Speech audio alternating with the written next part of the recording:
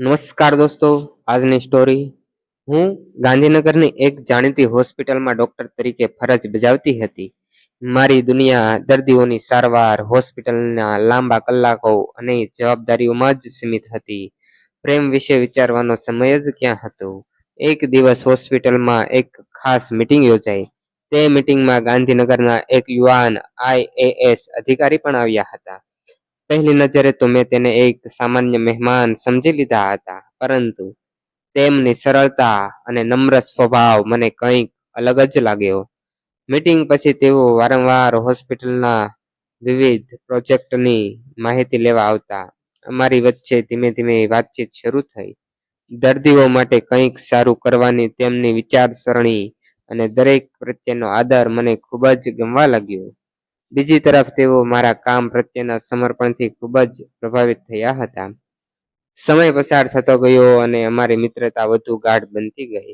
એક સાંજે ગાંધીનગરના સુંદર સરોવરના કિનારે અમે બંને વાતો કરી રહ્યા હતા.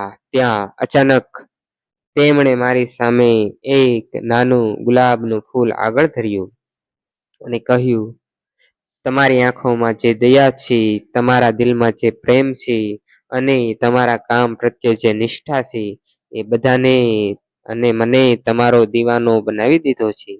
શું તમે મારી જીવનસાથી બનશો? તેમના આ શબ્દો સાંભળીને હું એકદમ શરમાઈ ગઈ. મારું દિલ તો જોર જોરથી ધડકવા લાગ્યું.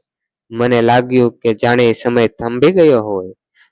હું તો એકદમ પાણી પાણી થઈ ગઈ હતી. ચહેરા પર સ્મિત અને આંખોમાં ખુશીના આંસુ.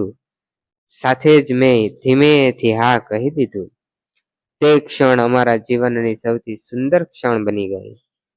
એક તરફ લોકોની સેવા કરતો IAS અધિકારી અને બીજી તરફ દર્દીઓની સેવા કરતી ડોક્ટર. અમારા બંનેના સપના અને વિચાર એક સરખા હતા.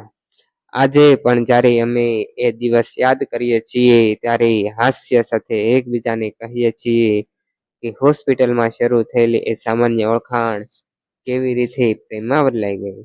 મિત્રો, તમને અમારા વિડીયો ગમતા હોય તો તમે ચેનલને લાઈક કરો, શેર કરો અને સબસ્ક્રાઈબ કરો. થેન્ક યુ દોસ્તો.